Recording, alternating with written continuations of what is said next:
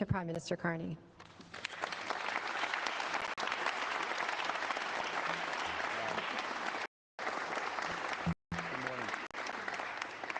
Good morning. Thank you. Bonjour tout le monde. Thank you very much, Dawn, for that introduction, for bringing your leadership to this task. Thank you, Eleanor, for helping to build Alberta and Canada strong. We're incredibly grateful to be hosted today by the Alberta Carpenters Training Centre. The women and men with us today will help build Canada strong. And I just want to say as well, Finn Johnson, Kim Letwin, and all the team here at the Union of Building Canada Local 1325, thank you for the fantastic work you're doing here and by extension at job sites across Edmonton, across the country. I want to take a moment to salute the union leaders, the great union leaders from across this country, from across the trades, who are here, who will build Canada. It's always great to be back in the city that raised me, a place that I learned my values, values shared by the people behind me, values of hard work, values of sticking together, solidarity, and the value of ambition. That's why I came back here to Edmonton in early January to launch my leadership, because Alberta has always been home to builders, to entrepreneurs, and to innovators. The people we need now as a country more than ever to build the strongest economy in the G7. And Canada's new government's core mission, our mandate, is to empower Canadians by building Canada's economic strengths. That's how, in uncertain times, we will create greater certainty, greater security, and greater prosperity for all Canadians. It's how we will create economic opportunities that help Canadians not just manage through this crisis. We will manage through this crisis. Our goal is to prosper from it. Now, I want to continue to be clear with Canadians that the path ahead will not always be easy, because what's happening now in the global economy is not a transition, it is a rupture. The United States is fundamentally and rapidly transforming all of its trading relationships, and the effects are both immediate and profound. They're closing markets, disrupting supply chains, halting investment, and pushing up unemployment. Canadians are over the shock, but we must always remember the lessons. We have to look out for ourselves, and we have to take care of each other. As Minister Olszewski said a moment ago, we know we can't control what other nations do. So we're focused on what we can control, building our strength right here at home. And the initiatives that we'll announce today will help transform Canada's economy from one that had become too reliant on a single trading partner to an economy that's resilient and dynamic, an economy built for Canadian workers and their families on the strong foundations of our industries and new, diverse trading partners. That's how we'll build Canada strong. Now, Canada has a long history, a long, proud history of building. In our earliest years, we were unified by a national railway. In the decade after the Second World War, we built hundreds of thousands of homes for returning heroes and their families. In the decade before I was born, tens of thousands of blasters, steel workers, road workers, carpenters started the construction of the Trans-Canada Highway. In just 5 years, during the 1950s, the St. Lawrence Seaway was brought to life, with 7 locks stretching over 300 kilometers, linking the Great Lakes to the Atlantic Ocean. Since then, it's transported more than 3 billion tons of cargo. A few years later, Canada built Expo 67, the World's Fair, which went from concept to completion in just 4 years.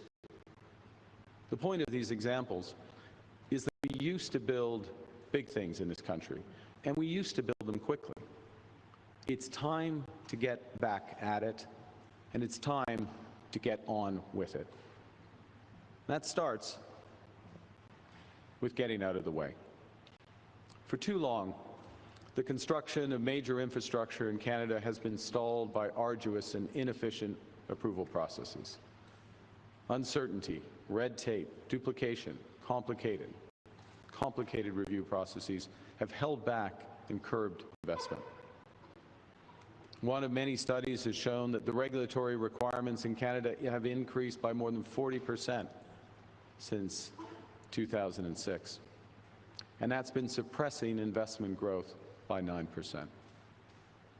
Right now, to receive an approval, major projects must undergo numerous reviews and assessments that often happen one after the other, instead of running in parallel. For too long, when federal agencies have examined a project, their immediate question has been, why? That changes now. From now on, Canada's new government starts by asking ourselves for major projects, how? How can we do it bigger? How can we do it faster? Nous avons fait campagne en promettant d'accélérer la réalisation des grands projets. Nous travaillons avec détermination et conviction pour réaliser ce mandat. En juin dernier, nous avons fait adopter la loi visant à bâtir le Canada, qui permet au gouvernement fédéral d'accélérer la réalisation de projets d'intérêt national. Over the summer, you just heard, we opened the new Major Projects Office and headquartered it right here in Alberta. It's a single point of contact to get nation-building projects built faster. And we appointed the incredibly hard-working Dawn Farrell to lead this new office. She brings 4 decades of experience in energy and infrastructure, and a proven ability and enthusiasm, best job in the country, proven enthusiasm to get things done. The Major Projects Office will help to structure and coordinate financing for our major projects. And it will accelerate those projects by creating a single set of conditions and reducing the approval timelines for those projects to a maximum of 2 years. Now, part of changing how we build is to build in true partnership with Indigenous peoples. And to begin that, this summer I hosted 3 summits to engage First Nations, Inuit, and Métis rights holders on their priorities, and to explore the opportunities for equity ownership and broader economic benefits from this generational transformation in the Canadian economy. Yesterday, we announced the membership of the Indigenous Advisory Council. This is comprised of representatives from First Nations, Inuit, Métis, and modern treaty and self-governing partners. The members bring deep expertise in economic participation, impact assessments, and UNDRIP. And the Council will ensure that projects move forward in true partnership with Indigenous peoples.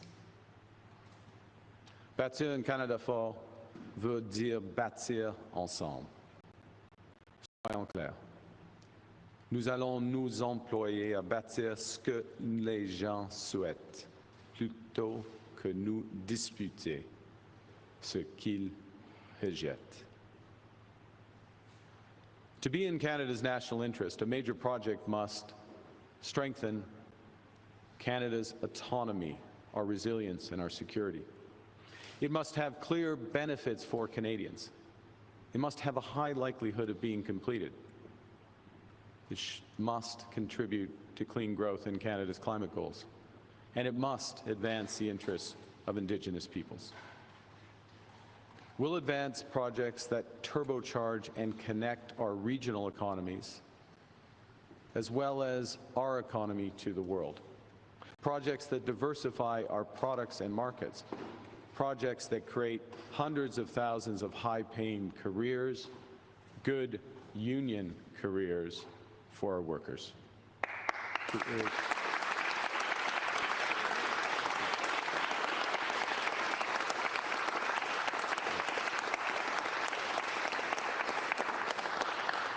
everywhere from trades to the technology.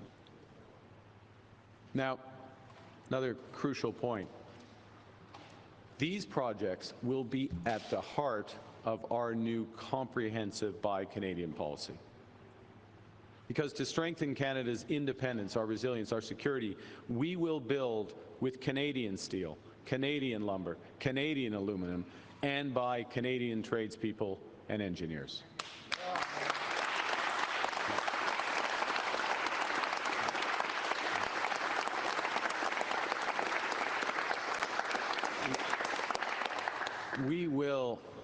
We will be our own best customer.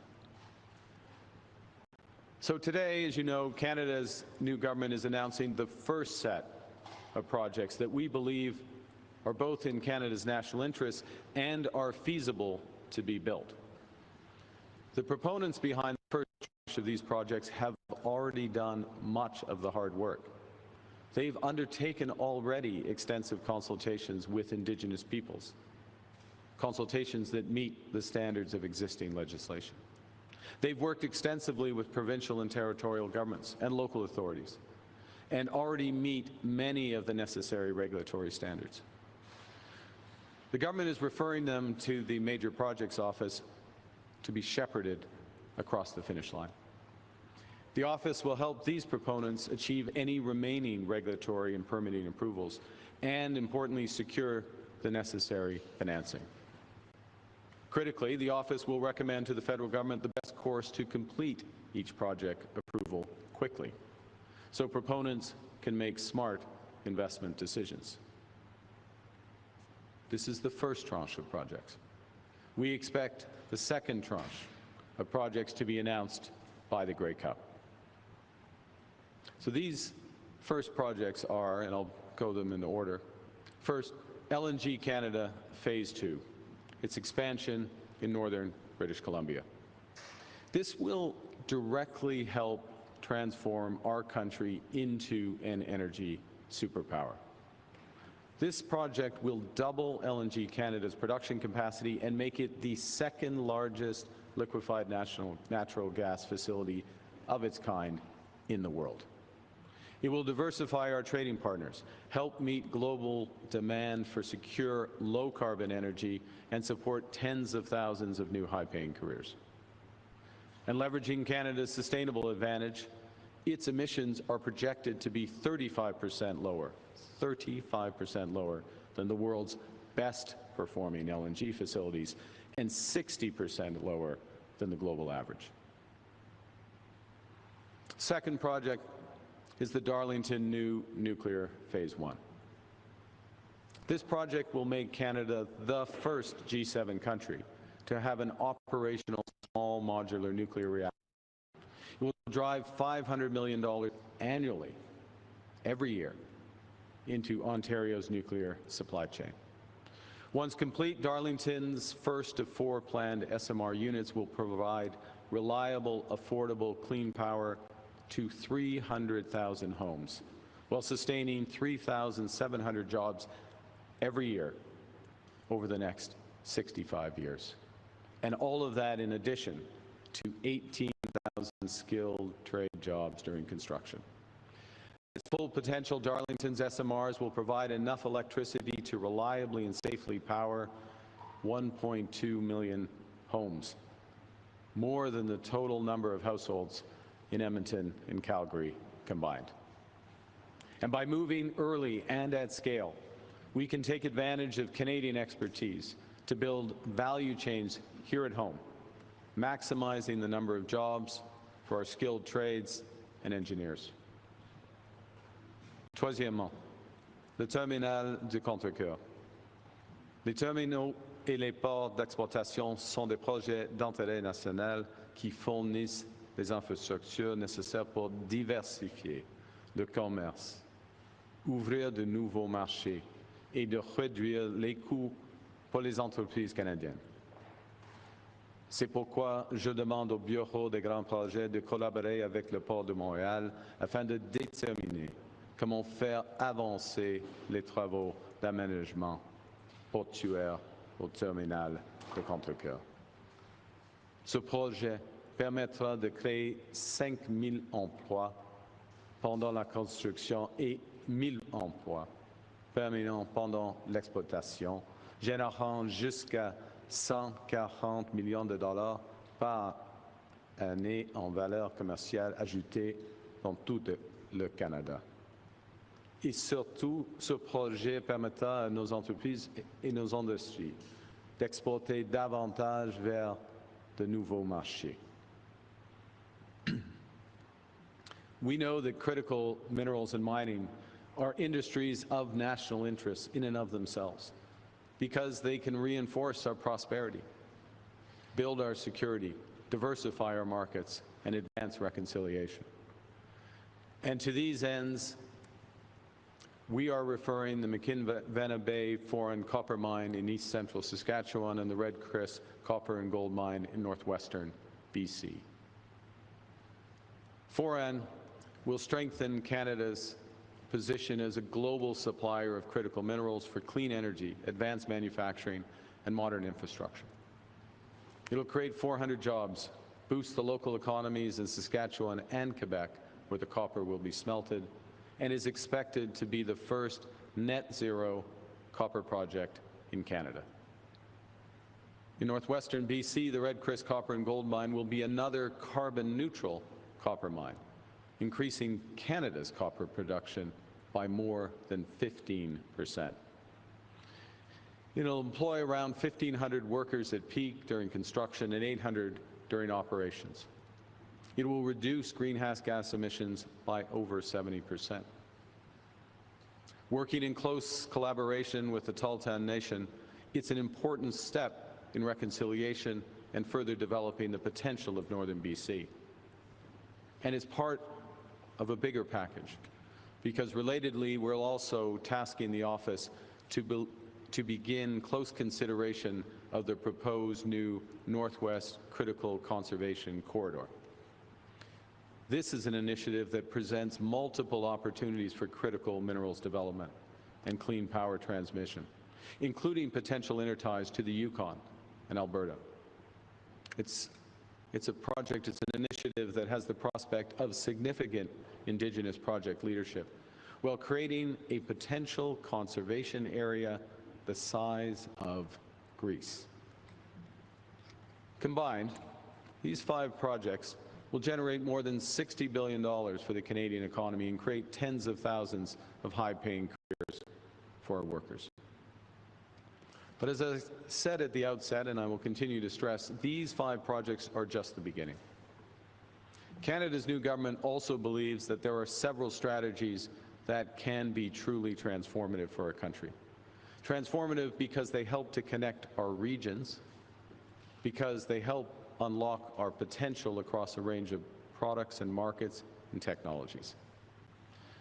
But these strategies are also at an earlier stage, and they require further development. We want to accelerate that development. So today I'm asking Don's team at the Major Project Office to create a business development unit to work with proponents on these transformative strategies to assess how quickly we can transform their potential into reality. And I want to go through these strategies. First, the Major Projects Office will dedicate itself to the development of regulations, financing, structure, and value chains to accelerate Canada's overall production and processing of highly strategic critical minerals. Opportunities include Ontario's Ring of Fire, the mineral-rich Slave geological area in the Northwest Territories, and the Labrador Trough, La Fosse du Labrador, shared by Quebec and Labrador. From first-mile infrastructure that surfaces these opportunities from our land to last-mile connections that link these projects to reliable long-term purchasers around the world, we can build the bridge from mine to magnet, turning raw potential into engines of resilient industry, of clean power, and enhanced security for our country. Secondly, the Major Projects Office will examine how to advance large-scale clean power with the Wind West Atlantic Energy. This Nova Scotia-based project will transform Atlantic Canada's energy supply, electricity supply, and create enormous opportunities for new industries and export markets. It has the full potential to produce 60 gigawatts of clean electricity, equivalent to over 1/4 of Canada's entire demand. It's part of a broader Energy East partnership amongst the Atlantic provinces. And with Wind West, this partnership could include important interties between New Brunswick, Nova Scotia, and Newfoundland.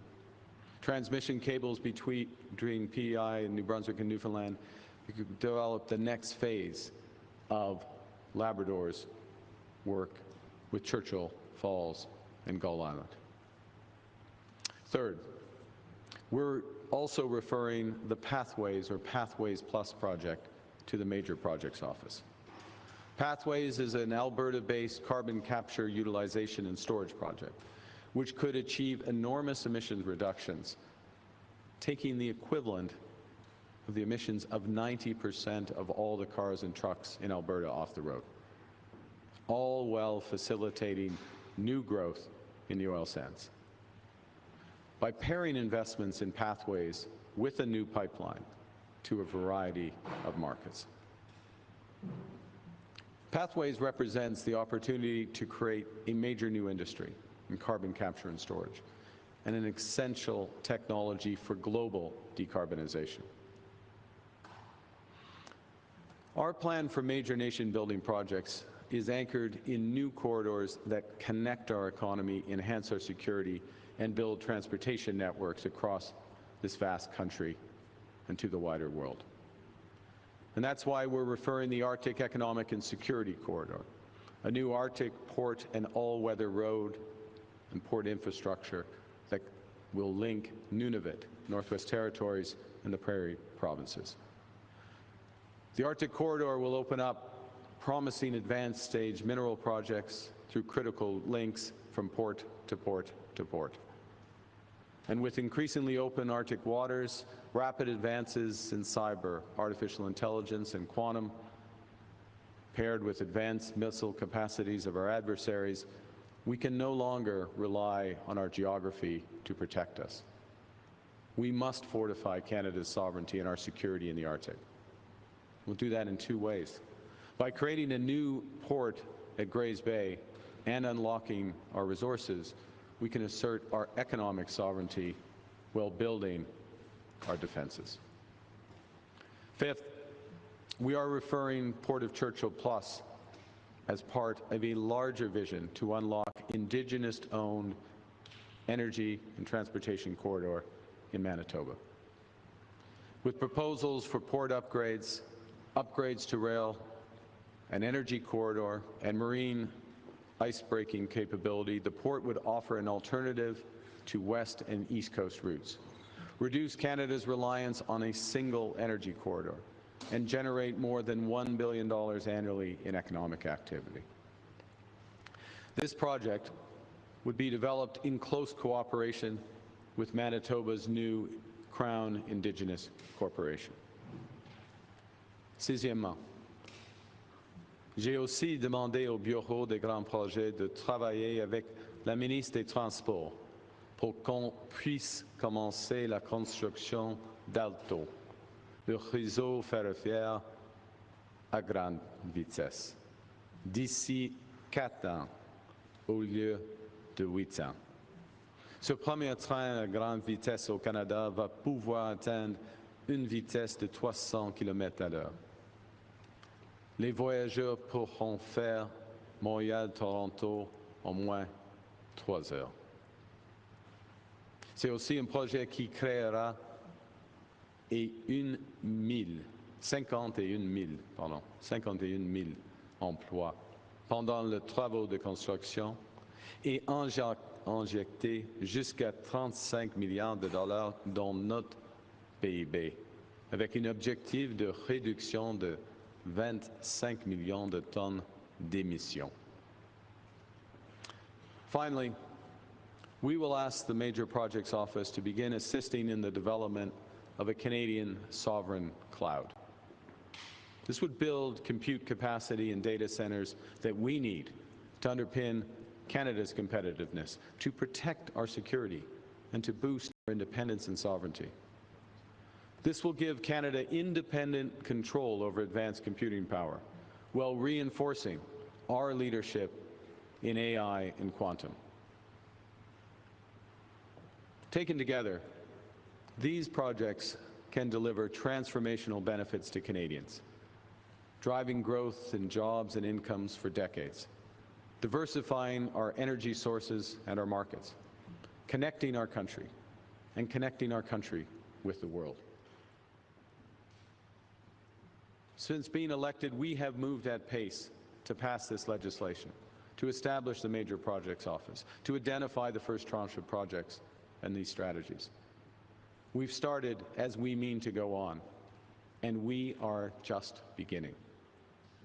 Because we know, Canadians know, that we can give ourselves far more than any foreign government can ever take away, and that we will build the brighter future for a confident Canada. Nous allons bâtir de grandes choses pour les Canadiens et Canadiennes, d'une ampleur et à une vitesse jamais vue. Et ce n'est qu'un début. Throughout our history, Canadians have turned challenges into opportunities. In fact, Canada itself is a project. It's a project built and improved by the strength of its people. We've connected a landmass that spans almost 5,000 kilometers. We've built ports that unlock trade with new markets and reliable partners across the world's oceans. We built new seaways to realize the potential of our Great Lakes economy.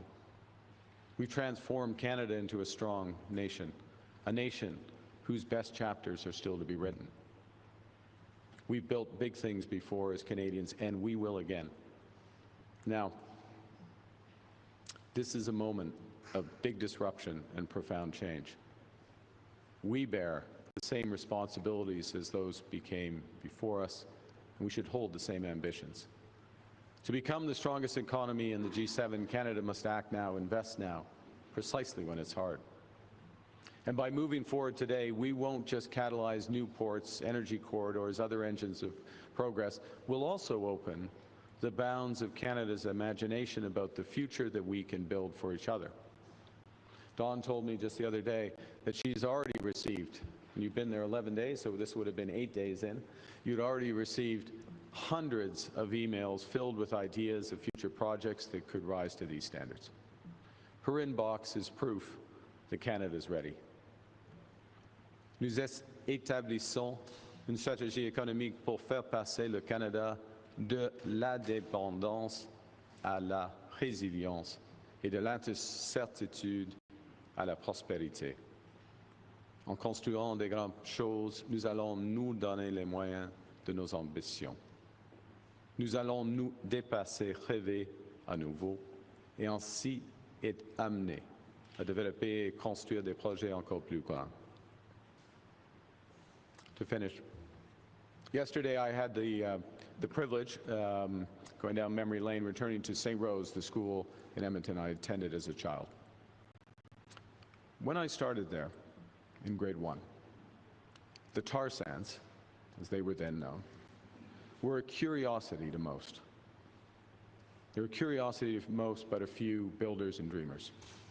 But by the time I finished in grade 9, those tar sands had been transformed into the oil sands, transformed into one of Canada's largest industries through the brilliance of our scientists, the drive of our entrepreneurs, the support of governments, above all by the dedication of our skilled workers.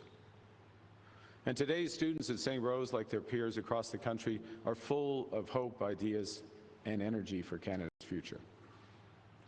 Now, we're beginning to realize that promise, taking control of our future by thinking big, by acting fast, and by building Canada strong. Thank you very much.